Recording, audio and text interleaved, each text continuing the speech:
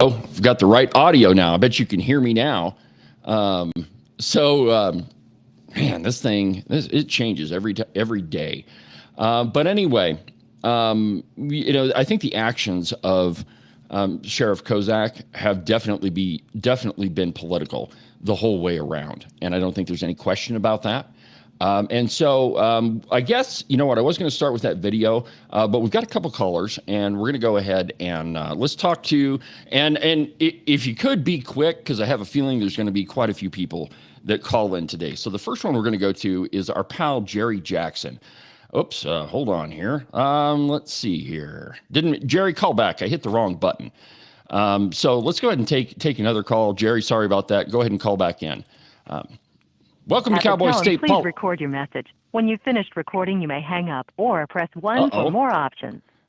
To leave a callback number, press 5. All right. Well, let's drop that call. All right. So, all right. So, Robin, how you doing? From Cody. How are you? Hey, David, I'm doing great, but I'd be doing a whole lot better if I could hear you. Yeah, well, I got that fixed. The volume's not coming through. Yeah, I got that fixed. That was. It wasn't fixed a minute ago. Yeah, well, it's like every time I take my laptop to the Capitol, I come back and plug it in, and all the settings are different. But we got her fixed now. So, how are you this morning, Robin? What's on your mind? Well, doing great. Watching Trump opening the Board of Peace. Real curious about what happened last night.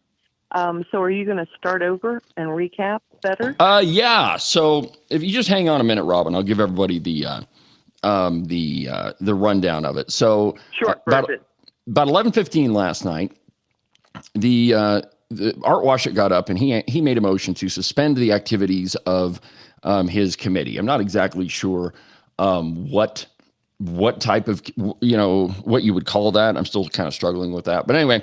Art Washut got up and he made a motion to suspend the activities of the committee. And then they went into this long, protracted debate, and it got pretty ugly at some point. And in fact, the members of the House, they started, suggesting that they should ban all sorts of free speech in the House, even the wearing of buttons or the having of pamphlets on their desk. And then Speaker Nyman got up and he just kind of laid everything bare. And it's a speech that everybody needs to hear. And so, after I take a couple calls here, then I'm going to play it for you so you can hear exactly what the speaker said. And he makes it very clear that what's been happening in the media is not true. That there's a lot of bull crap that's been happening. So that's what we're going to do here in a minute. But let me just get, Robin, your ideas. What are your thoughts on this? What are you hearing in Cody, real quick? Well, in Cody, we're enjoying the lovely weather. We did have a dusting of snow last night. But I think a part of it is everybody is confused because the media was once upon a time a place to get the facts. It is no longer. And it's really sad. And you are probably the shining star of the state. And I've thank you very much. Passing you on to other friends in other states, hoping that they would facilitate a place where you can go for the facts. Opinion's nice. Everybody's got one. But it'd just be nice to report all the things that are going on, not just, omission.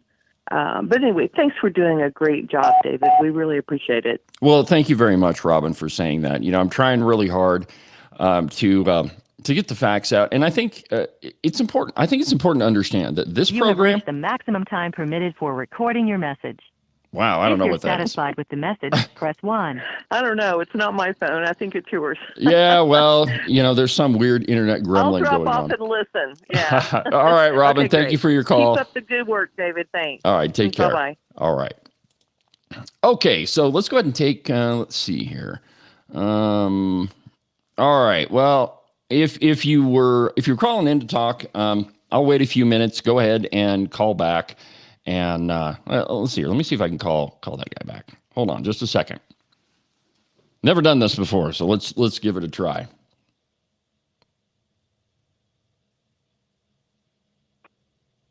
At the tone, please record your message. Didn't work. When you've finished recording, you may. Okay, so if Jerry, sorry for the confusion. I'm going to go ahead and play the video of Chip Nyman, what he said on the floor last night, because I think it's important. It's kind of long, but I think when you listen to it, you'll understand why I want you to hear this. And so we're going to go ahead and listen to what Speaker of the House Chip Nyman said last night. And like I said, I hope you have the same impression of him that I did last night. I mean, I've always respected him, but I gained a whole new respect for Speaker of the House Chip Nyman last night. So let's go ahead and take a listen. And it runs about 17 minutes, so we'll go ahead and listen to it, and then we'll talk about it on the other side. Here you go. Speaker Nyman, for your first time. Thank you, Mr. Speaker Pro Tem. I'm up to this in my eyeballs. What is going on here? Certainly nothing I there asked we for. go. I know why. But ladies and gentlemen, from my perspective, I want this over yesterday. I think we owe it to this House for this to be over yesterday. I've been very tight-lipped about how I was involved in this. I have tried to retain any information I had. I've been named specifically in this. And I've been waiting for my special committee, which I have great faith in and trust, to take care of this in a transparent, fair, and honest fashion. When I heard this today, or it was last night, days are kind of starting to run into each other, if you might understand what I'm talking about. I don't know what day it was, but when I heard that this thing could potentially run on for a year, it made me heartsick.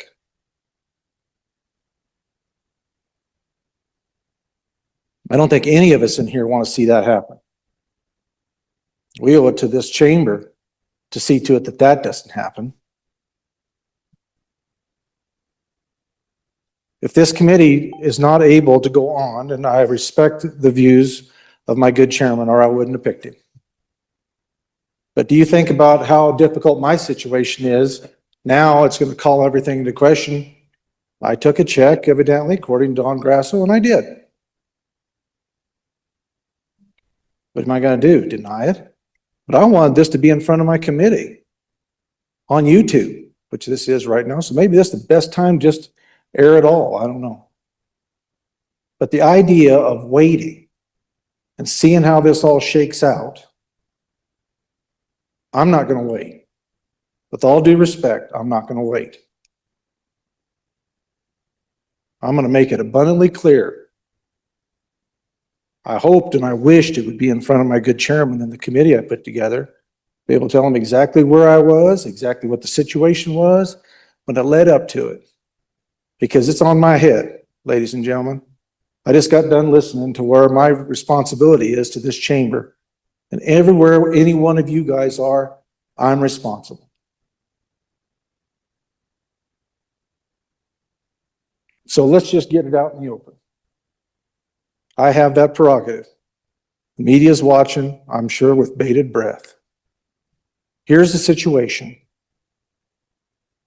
I was contacted back in early January by Ms. Bextel. She called me and she asked the question, she says, are you going to be running for office? Senate or House? Do you perceive that yourself, you're going to run? And I said, well, I've contemplated it, thought about it. I'm not sure which chamber or what we might potentially do. I'm waiting to see how that goes on. And she says, do you believe, I'm not making this stuff up, ladies and gentlemen. This is a fact. All I have is my honor. Doesn't pay to lie. So I have to explain it to him. Doesn't matter what I explain to you guys. Somebody's holding me to account. And I said, she said, do you believe that your race is going to be contested? Do you think you're going to be in a tough battle? My exact words were to her, I've heard on multiple occasions that they're planning on spending about $75,000 to make sure I don't come back to this House against my campaign. I said, so yeah, I mean, if you believe that, I would say that I'm going to be in a dogfight if I really want to come back here. She said, well, I have a donor that appreciates and supports how you vote and your history as a conservative, and he would like to help you if he could. I said, well, I think that'd be awesome. If he believes in what I stand for and he believes in supporting my campaign if I run, I'd be glad to have his support. And she said, well, how would I need to make out the check? I said, you need to make it out to the committee to elect Chip Nyman. And she said, where would I send it to? And I gave her my address. And I never thought nothing more of it. That was the end of that conversation. Weeks went by. I never even thought about it.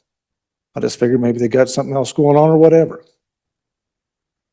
The first day on the 9th of February when we met here to open session, I was in my office with my wife,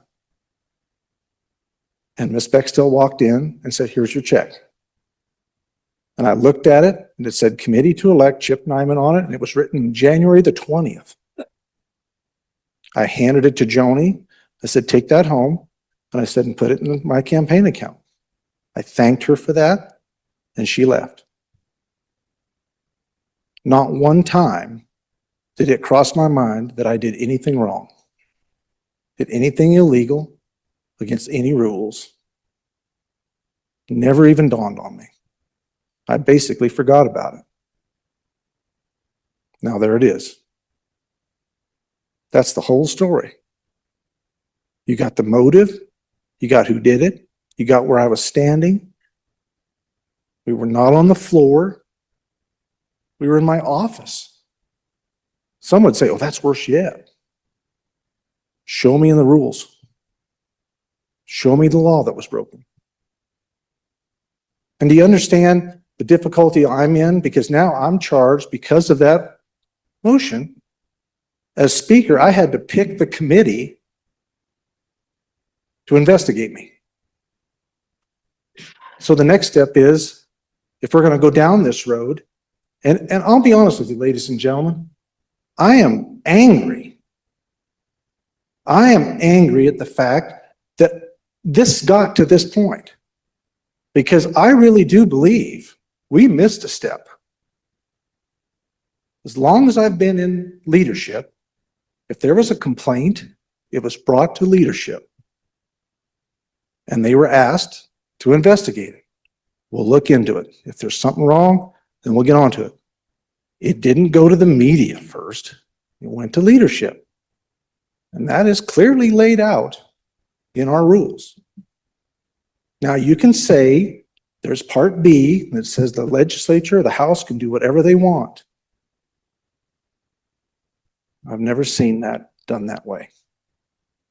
We try to take care of it before things got crazy, get to the bottom of it, figure out if there's some there, and then proceed.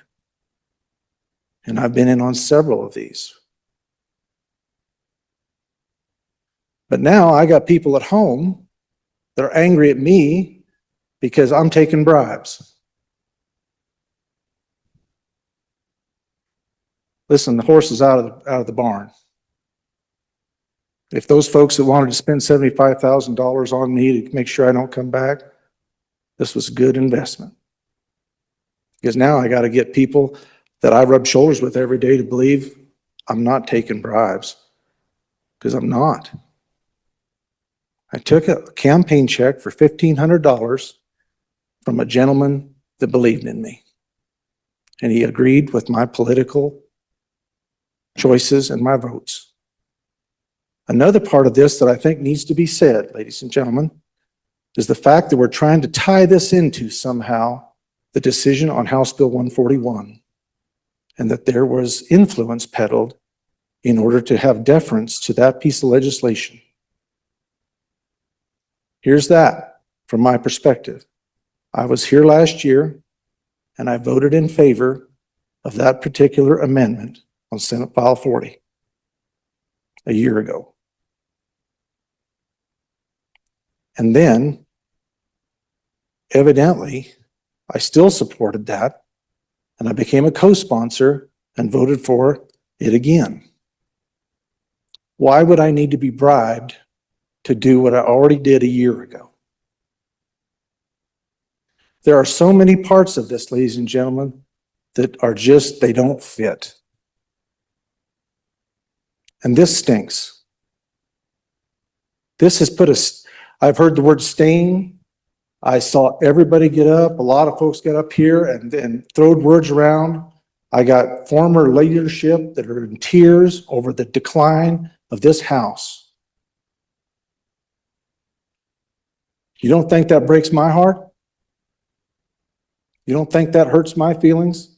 You don't think that brings shame on me Well, guess what, ladies and gentlemen? I'll go to my grave knowing I didn't do anything wrong. Not a thing. But you can't unring that bell now. I have tried to be the fairest speaker you can possibly imagine. I've gone out of my way to make sure that I was respectful of everyone, and I believed I could be trusted to handle things correctly. But evidently, somewhere in this, folks couldn't trust me to handle this correctly. So we went around that piece and went straight to the media. A little too late now. We got a group of legislators here that are having to climb back out of a hole that they didn't dig, because not one of them did anything wrong. You want to talk optics? Yeah, it looks bad. Looks horrible. It was a mistake. It was an unforced error. But there's not a legislator in this House that did anything wrong. Because I've looked at the rules, and I've looked at the law. There was no bribery. There was no effort to sway or to be swayed. We've got a donor that wanted to help support candidates that he aligned himself with because we're pro-gun, pro-life, pro-small government, conservatives. And he wants to see us stay in office if we so see fit to run. And that's what happened. Those are the facts. And I've kept them to myself because I didn't want to screw up my committee, because I respected these people that I chose because I knew they would do a great job. And now they're not going to get to do their job, because we've got a criminal investigation now that could potentially take a year. Ladies and gentlemen, this could have been handled a lot better. But that was out of my hands and out of the hands of leadership, because I never had a chance to handle it better. And that's too bad. So as I'm on the YouTube, to my constituents in House District 1, I apologize for the image that has been made of me in this situation. But I say to all of you who are watching on these cameras right now, I am innocent of any wrongdoing. I feel awful for this body. This was so unnecessary. But I do believe we can fix this. I think there's a major effort to try to almost go too far. And ladies and gentlemen, I do believe the First Amendment is in question here. And if we go over the top, too fast, too far, then we can draw fire from more places than we can imagine, because we're trying so hard to respond to this, because it breaks all of our hearts for what we're dealing with. And we want to do the right thing. And I believe that we will. But ladies and gentlemen, we can do better on how we treat each other and how we handle things, because there's people's lives at stake. Politics is ugly. Campaigning and things like that. I mean, this is fodder. I can't even imagine. Media is just going crazy. I can just hear pens being broke and papers ripping and people's typing like crazy. But I'm going to stand on the truth. I have nothing to hide. I just feel like I feel good.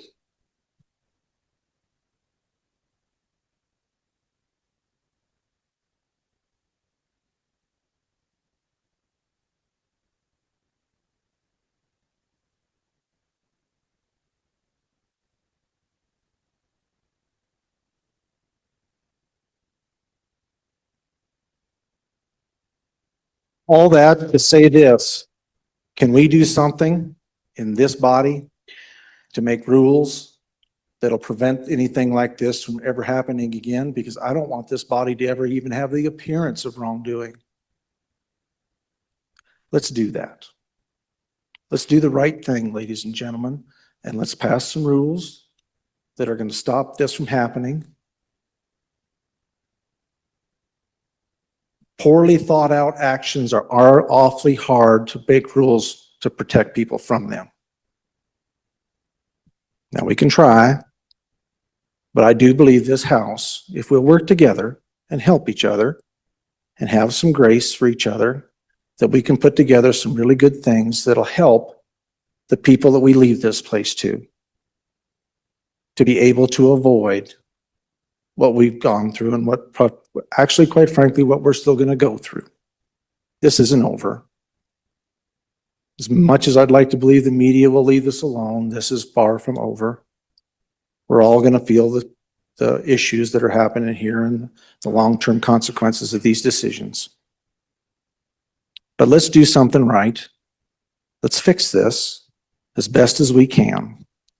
So when the next body comes into this beautiful chamber, and Representative Harshman, if you could give us a dissertation on the light coming through that stained glass, that they can respect this House because its members are honorable and they do and want to do the right thing for the right reasons. And I believe we are. The only stain on this House is if we don't do something about this. If we leave it undone, that's our fault. With that said, thank you for letting this get off my chest. I will be able to sleep now, which I haven't since the 9th of February when this whole thing turned into a dumpster fire inside of something else. Unnecessarily. Ladies and gentlemen, let's just be honest. This was not necessary. Thank you. All right. So there you have it. The comments of Speaker of the House, Chip Nyman, from last night. And I don't think I really need to say too much on them, except that I've always liked Chip. I've always respected him. I've prayed with him. He's a good man. And facts matter, my friends. And there used to be a time when the media would report the facts. No, I'm not saying that they were ever unbiased. That's an impossibility, I think. But there used to be a time when you could pick up a newspaper and at least get half the story. You might have to go buy another one to get the other half. But in this case, there were so many things that have been reported by the media that are just flatly not true. And you can watch the rest of that video last night. I don't want to play it for you today because I think that you've probably heard everything you need to hear on it. But the media, on the other hand, well, they've been printing 2 stories and 3 stories a day about this whole thing. And most of them aren't even close. But the important part, I think, here is the reporting that we've done at the Open Range Record. We've been fair. Even though Scott Clem and all of his pals in the media call it an opinion piece, it's not. I can read just as well as everybody else can. I wish Scott would be able to do the same thing. But apparently he can't. To Tom Lubnow at the Cow Pie, to Claire McFarland at the Cow Pie, who was absolutely complicit in this whole thing. She reported a whole bunch of stuff that she didn't even have the facts to. Now, she'll probably tell you that, well, it was conjecture. You know, I was just going where the facts led me. Bull crap. You don't make accusations against people without having the facts, without doing your research. And that is what the media did in this case. But that's about all I'm going to say about this morning. And if the rest of the media in Wyoming wants to say that I'm covering for my business partner or this is deflection or whatever they want to say, it's not. I don't know of anybody in the media. I don't know of anybody in business that would have held their own business partner to task like I did. I don't know. I don't think that that's ever happened before, but I did. Because I value you as an audience. Because it's my I think that it's my responsibility to try to tell you the truth as close as I can get to it. Now, I'll admit, this is an opinion show. It's always been an opinion show. And I make no bones about it. In fact, I'm very honest. The Open Range Record, on the other hand, well, you can read that for yourself. It's been fair. It's been down the middle. And there's a lot of things that I want to say to all those miscreants and partisan hacks in the media, but I don't think you deserve to hear it, because I think you already know what my feelings are.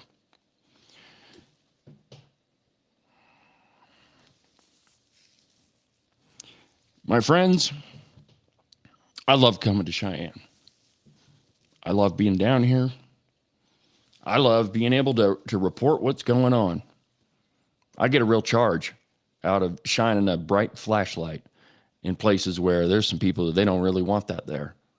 I love this place down here. I love walking into that House chamber. And there are some people in this state that I don't know if I'm pretty sure their motivation is to get clicks and views and all that. And I like it too. I like looking at the analytics on the open range record. But I wouldn't try to destroy somebody's character to do that. I wouldn't lie. I wouldn't report things that aren't true. I wouldn't report things that I don't even have the facts to. I wouldn't do that to you because I value you. And so that's about all I've got to say on that. And we're not going to report on anything else at the open range record unless there's something to report. I guess now we got a sheriff's investigation, so whenever he comes out, I guess we'll have a statement. And now, and by the way, after Chip's speech, I guess I should finish out this conversation. Sorry for getting my soapbox out on you. But after that speech, the House voted not to suspend their committee. They voted to have their investigation and try to get it over quickly. And I think that's a good thing, because what it's going to find is nobody did anything wrong. And Carly Provenza and Mike Yin, well, it was just Carly, actually. They can say all day long that they didn't say the word bribery when this thing began, but they did. I'll go pull the video for you and show it to you. But my friends, facts matter. The truth matters. And certainly, the truth matters when you're talking about other people's lives and their reputation. All I know is, well, that's about all I got to say about that. So we're going to take a break, and when we come back, if you want to call in and opine on this, if you got something to say, go ahead and give me a call. The phone number is 307-374-8989, 307-374-8989. If we have to, we'll go a little bit longer than the hour that we usually do during the session. But if you got something you want to say, go ahead and call in. The number's on the screen. Go ahead and give me a call, and we'll be back in a minute.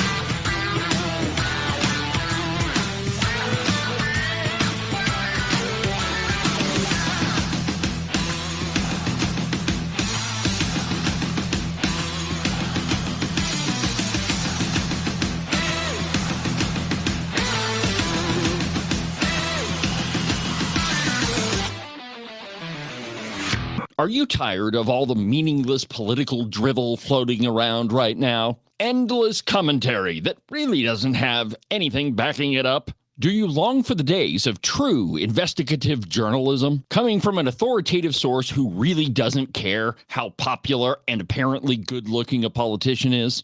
Fortunately for you, that's what I do on Cowboy State Politics. New episodes are published every Monday, Wednesday, and Saturday, and you can get them anywhere that you get your podcasts. iHeartRadio, iTunes, TuneIn, really any of them will work. But the easiest way is just to go to the website, cowboystatepolitics.com. There, you can find all of the shows, as well as any of the articles I might bring up during the course of the program.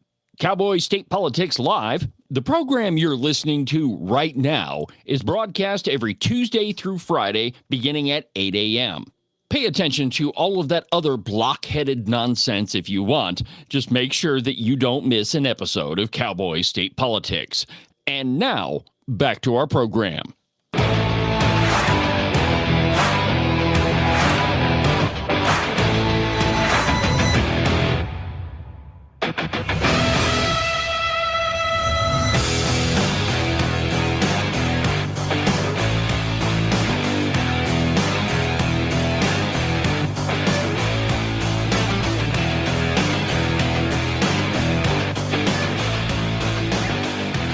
Welcome back to the program. It's Cowboy State Politics Live. I feel pretty good since I got all that off my chest. So if you want to be part of the program today, the phone number to talk to me to be on the show is 307-374-8989. 307-374-8989. And I promise I will try really hard not to hit the wrong button this time. All right. So yesterday was another marathon of budget amendments. And one of the biggest ones was, well, there were two of them, really. The University of Wyoming and the Wyoming Business Council. And, it is amazing how many sacred cows there are in this state. It's funny. We got a state full of ranchers, and every single one of them's got a sacred cow sitting on them. And one of those is the University of Wyoming. Now, there's a piece in the Cow Pie written by the Redcoat Claire McFarland, and it's entitled, House Senate Brace for Showdown Over $40 Million Cut to the University of Wyoming. All right. So first, the biennial budget of the University of Wyoming is around $500 million. I think it's like right around $488 million for the biennium. So 2 years. So roughly $250 million every year that they spend. And by comparison, if you look at CSU, the state of Colorado gives them around $20 million. A little bit north of 20 million. But we here in the Cowboy State, we give them around 200, over 200 every single year. The University of Wyoming has an endowment that is pretty close to $1 billion. It's not quite there. I'm not sure the exact number, but I mean, it's almost $1 billion. So the Joint Appropriations Committee made it a point to talk to the university a lot. And any suggestion that they didn't is flat bullcrap. I had Ed Seidel on this program, and we talked about a lot of the things at the university. And I don't think that he was being dishonest at all. I think it was a pretty frank discussion. But we asked him, "Hey, what about this DEI stuff? Have you gotten rid of that?" And he kind of walked around that. He said, "Oh no, we've eliminated the program." Well, that's true. He did, but. They really moved those classes elsewhere. So let's go to the cow pie first. And I quote, the House on Wednesday voted to keep a proposed $40 million cut to the University of Wyoming, which is less than 10% of their overall budget. The Senate did the opposite, reversing the cut, setting the two chambers up for a clash in a 10-person committee they'll both form. The Wyoming House of Representatives, by a vote of 26-34 Wednesday, rejected an effort to reverse the JAC, the Joint Appropriations Committee's proposed $40 million cut to the University of Wyoming. That followed more than 90 minutes of impassioned debate. I think it was, it was just south of 2 hours. Some of the most ridiculous stuff that you have ever heard. And if you want to know if there's a sacred cow in this state, just listen to this. This one is J.D. Williams. You're going to love this. Now, it never fails, man. You give a guy an attaboy for doing a good thing, and then he just throws it all away. But listen to this. I don't even know where to go from this, but here's Howdy Doody J.D. Williams. They have Pistol Pete decor in their homes. They know why you go to Washakie. They spend a semester in McIntyre or in White. They've spent the evening in the AA, and they have spent the afternoon at the War. They walked across Prexy's. They know the difference between Old Main and Half Acre. Yeah. You feeling this? They hum Ragtime Cowboy Joe when they're doing their chores, and they bleed brown and gold. Oh. I'll be a yes. Yes, I bet he would be. They bleed brown and gold. Well, the problem here is this sacred cow is so big. It's probably, you know what? It's probably not a sacred cow. It is a golden calf is what it is. Because there's a lot of these legislators down there that they just want to continually flushing money down the drain at the University of Wyoming. I mean, ever since I've been down here in Cheyenne, since I first started coming down here to watch the legislative session, always it has been 100 million here, 170 million there, 70 million there, and it was never ending. And the whole while, all of them know that the endowment at the University of Wyoming is gigantic.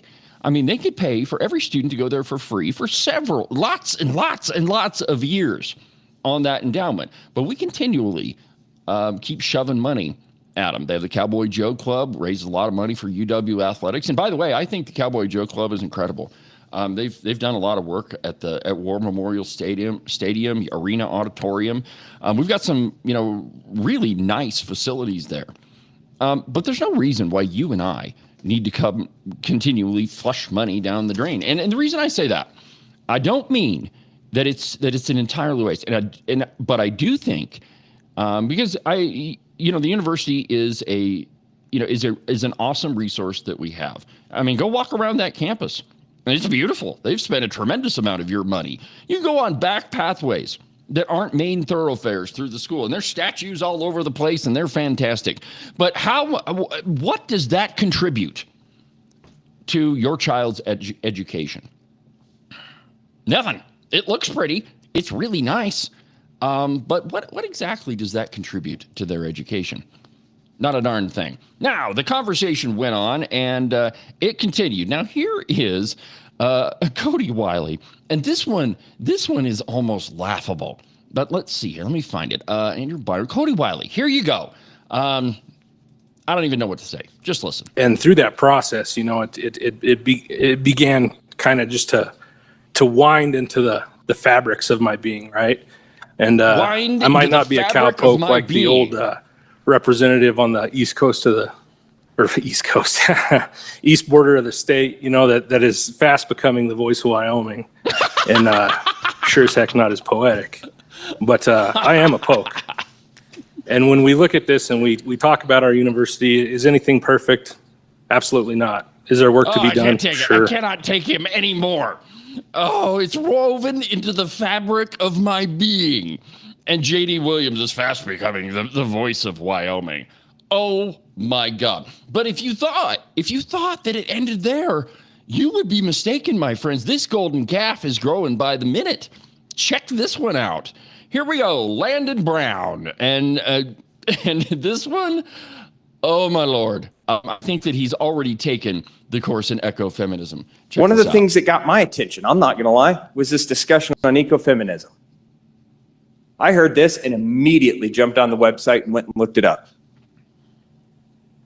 It's not a big, scary bear, certainly not a program that I'm going to be taking part of. I think he already did. But what is that program? Well, let's talk about it.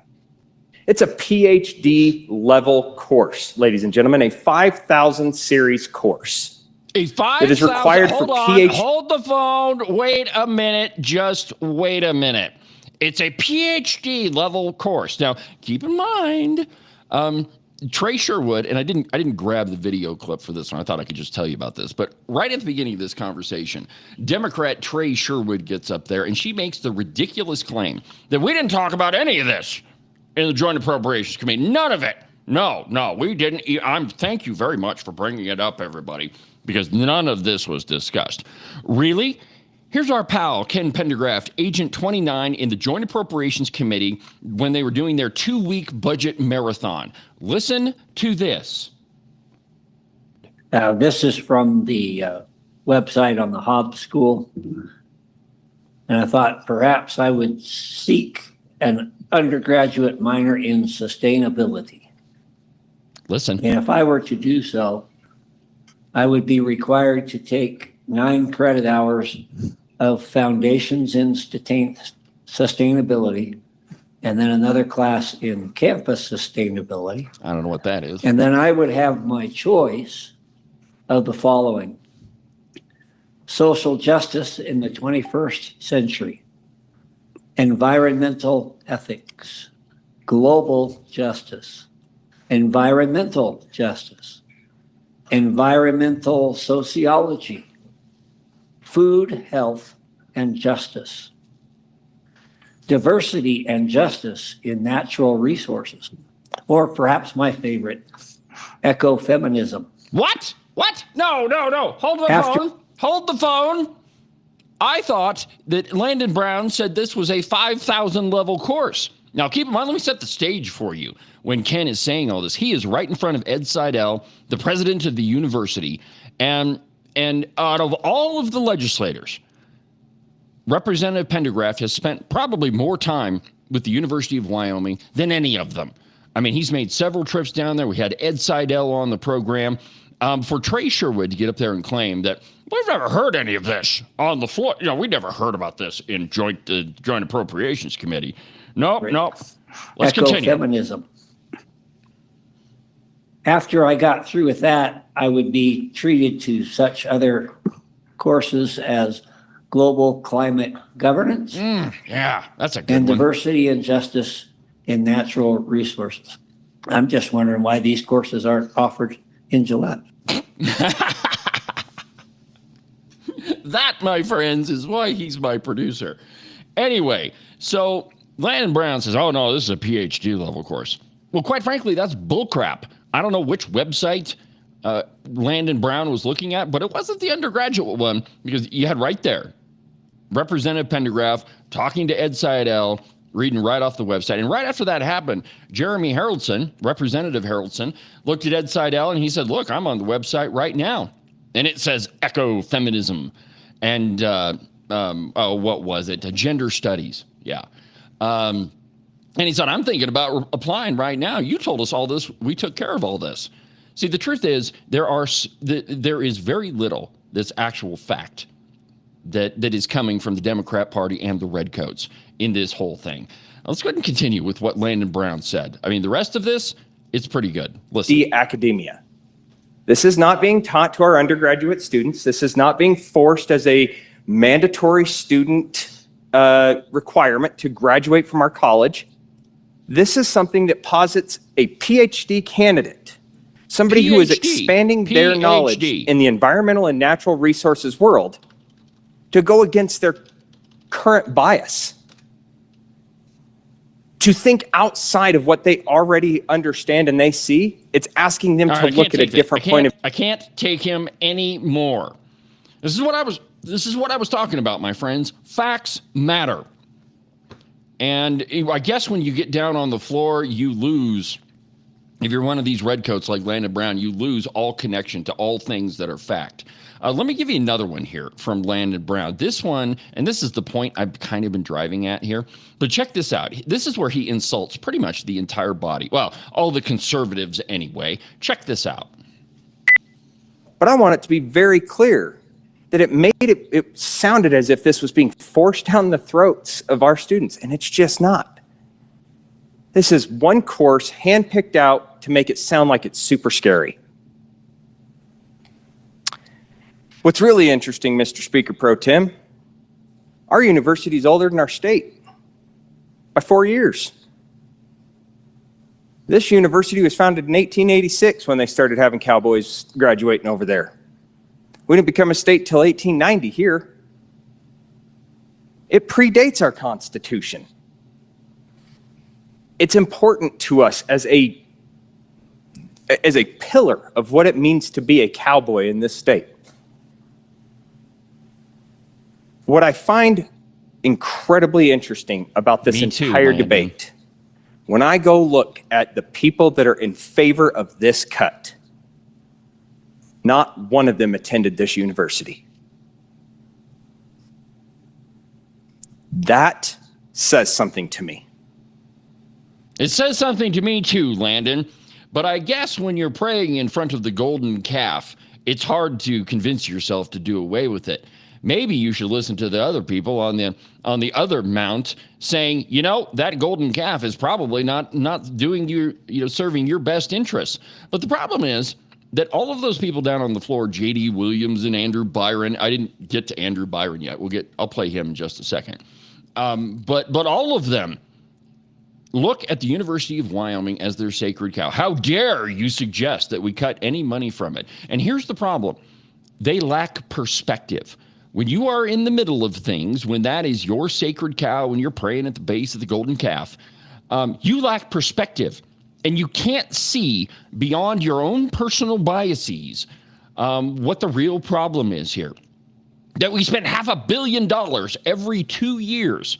And you guys are complaining about a $40 million cut to get the university's attention, which, by the way, This whole discussion of DEI and ecofeminism and all the bullcrap courses that they teach at the university, teach is I use that as loosely. It's not that great of a term, but all those courses, the legislature has repeatedly asked them to do away with it.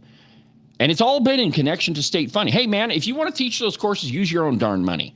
Use that big giant endowment that you have. Do not use taxpayer dollars to do it. And the University of Wyoming has tried to evade the dictates of the legislature. They've tried to go around it. They've renamed courses. They've moved them to different schools. And I mean, they're still there. You can get on the website right now and sign up for that course. Now, the question is, and Landon Brown says, I mean, it'll question your biases. Okay, well, we've heard all week long, all the last 2 weeks, all of our young people are leaving the state. There aren't jobs here for all of our young people. Really? Well, then what are you training our young people to do?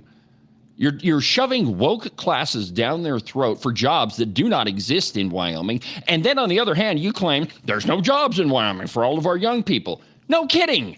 Because you've trained them in all of this woke craziness that has no connection to the real world. And I going back to what Ken said, why are these classes not taught at Gillette College? Why isn't the university offering those right in Wyoming's energy capital? Why not? Why aren't they doing that?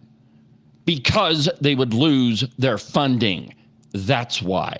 You see, a lot of this is a big, giant shell game, my friends.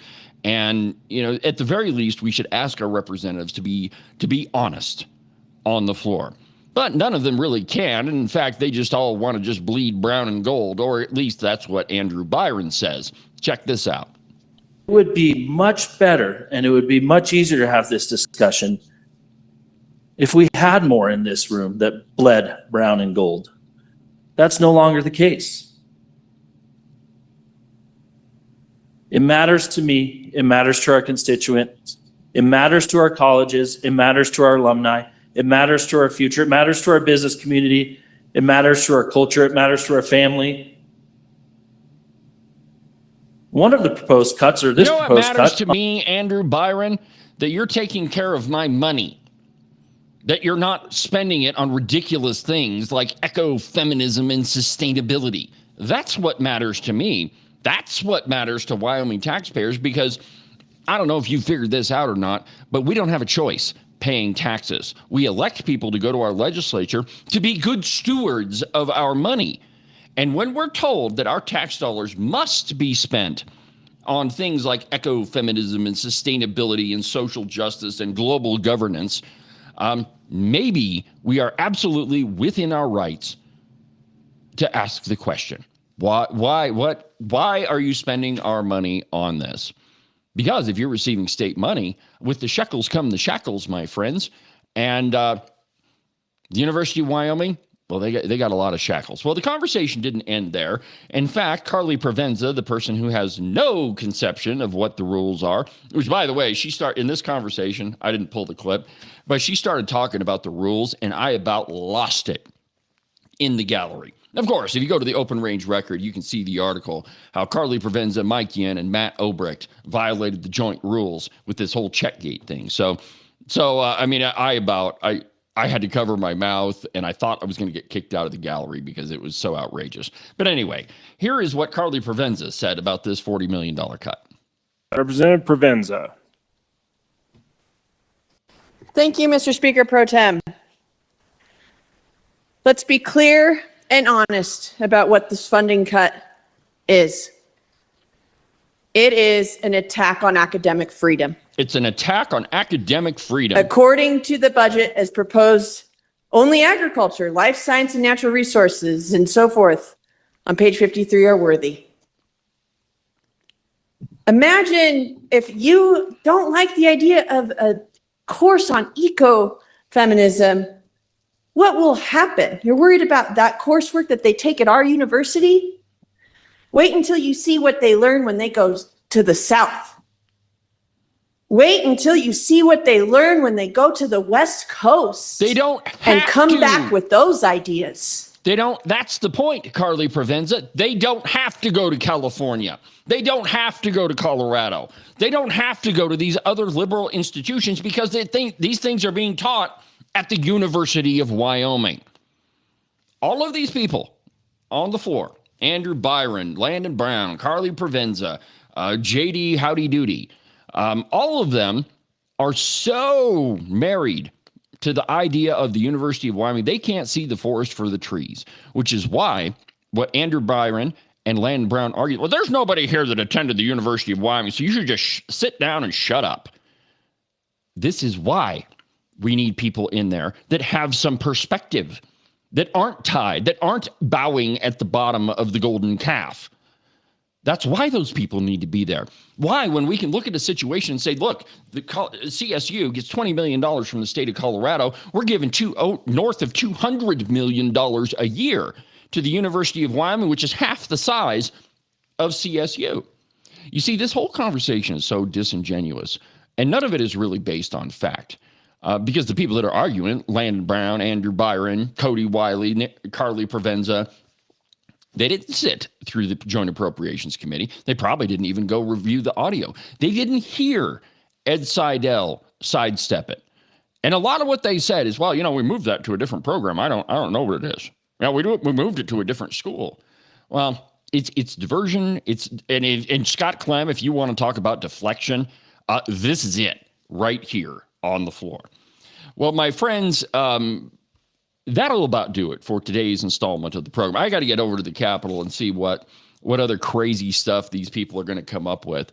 I appreciate you watching. I really value you. And I personally don't think that I tell you enough how important you are to my life, to my wife, to our family.